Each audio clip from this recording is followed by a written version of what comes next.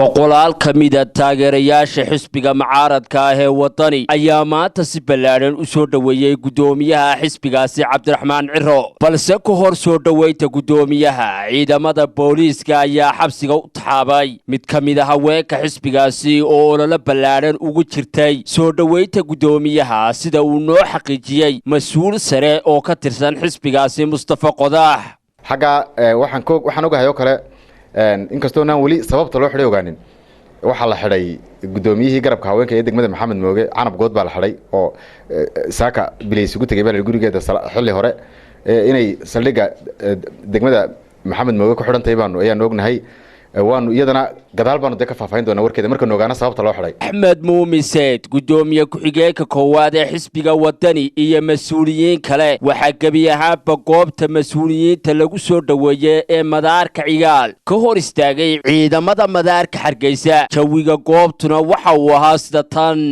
kalena imankan halka dhigayna masajer baa digaya bila aadanka iyo hadan dadka isku sii dayno bal sidee macquul u tahay ay kala waxa samay inta halka rito waxa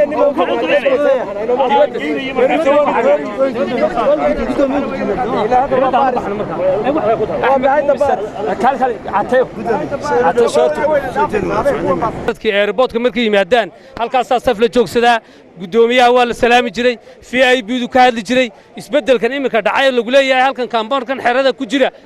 maanu aqbalayno waxan waa khalad weey ساكنون كلام كتب يلي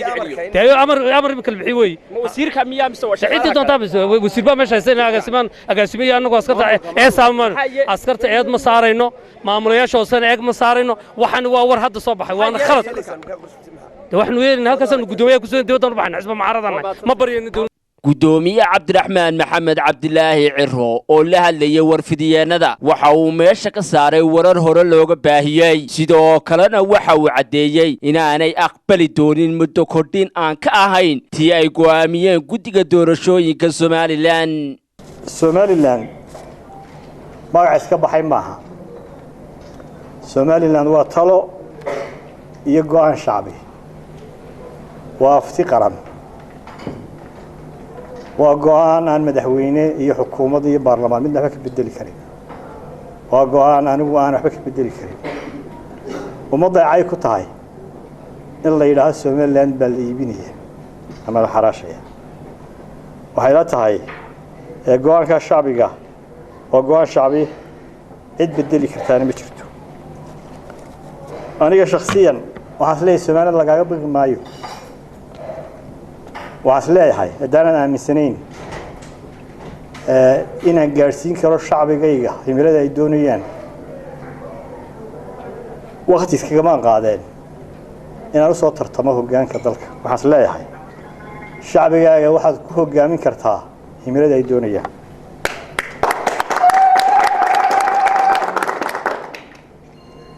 حسب وطني عدي دون طابو حكى الشيكتو وحسب الرجال Somaliland وعسلاي هاي وحسب هنكيس ويهين ودلك كوه جامين النبض اعتراف يهرمر ضدك الشعب غير Somaliland وكيل بحين شجع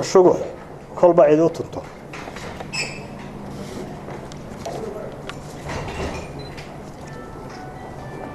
وهذا مدام الله دور الشيء يسوي دواتي حلو المريض كيمرا يسملها قارباس لما لها waxa lagu kala badinayaa beenta iyo propaganda mudadii aan maqnaa sidii caadada u ahaan jirtay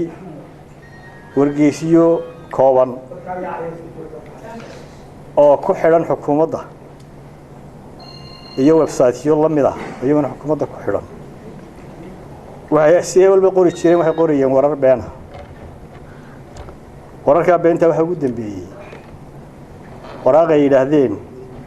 gudoomiyaha golaha wakiilada u qoray dalka Finland waraaqdaas anigu ma qorin ogeeyaa gudba ka hadlay baarlamaanka ka hadlay berigii hore been baa la qori jiray laakiin markay waxa soo gaadhay waraaqihii qaranka la been abuuro waxa leeyahay mararka qaarkood ma mid run eeg bal sheegay ninka waraaqda qoray af ingiriisiga qoray malaa buugaanka mugu dhammayn baan sii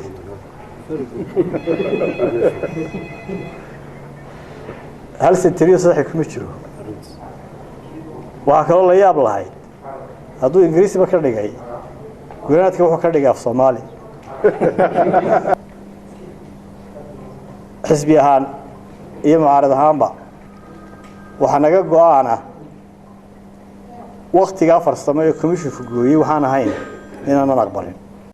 intaa kadib guddoomiye Ciro oo lulayay calanka qaranka Somaliland ayaa socod ugu tagay boqolaal dadweyne ah oo ku sugayay guddoomiyaha afaafka hore ee madaarka Cigaal kuwaasi oo lulayay calanka Somaliland iyo waliba astaanta xisbiga mucaaradka ah ee wadani